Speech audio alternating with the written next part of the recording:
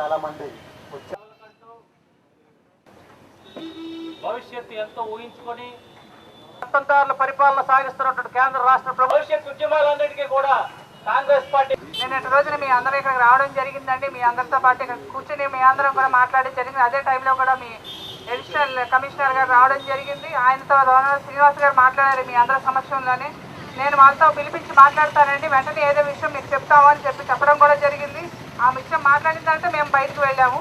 మరి ఇప్పటిదాకా కూడా మళ్ళీ అదే కార్యక్రమాన్ని ఏ విధమైన దాంట్లో ఫలితాలు ఏమీ కనిపించలేదని రాత్రి మళ్ళీ నాకు ఫోన్ చేయడం జరిగింది. మేడం గారు ఏమి అవ్వలేదండి, మాకైతే ఏ న్యూస్ రాలేదని చెప్పి మళ్ళీ మార్నింగ్ మళ్ళీ మా బాలరాజు గారికి మా పెద్దవాళ్ళందరికీ చెప్పడం జరిగింది. సరే మీతో పాటు మేము ఉంటామని నిన్నైతే ఏ విధంగా మేమైతే చెప్పాము అదే కార్యక్రమం మా పెద్దలు చెప్పినట్టుగా కానీ రేపు రానున్న రోజుల్లో కూడా ఇప్పుడే నేను వస్తున్నప్పుడు TV9లో చూశానండి. ఇప్పుడు మన సతీష్ వర్మ గారు చెప్పినట్టుగా అక్కడ సంక్రాంతి కానుక కొన్ని కోట్ల రూపాయలు ప్రజలకు ఇస్తున్నానని ఆయన చెప్పారు. మరి ఎంతమంది సంక్రాంతి కానుక ఇక్కడ రోడ్డు మీద ఉన్నారు, మరి వీళ్ళందరినీ అడిగే బాధ్యత కూడా మీరే మీ విధంగానే బయటికి తీసుకొచ్చి బాబు మేమందరం సంక్రాంతికి ఇక్కడే ఉన్నాం, మా కానుకలు ఇక్కడికే తీసుకొచ్చి ఇమ్మని చెప్పి మీరు అందరూ అడగాలని నేను కోరుకుంటున్నాను.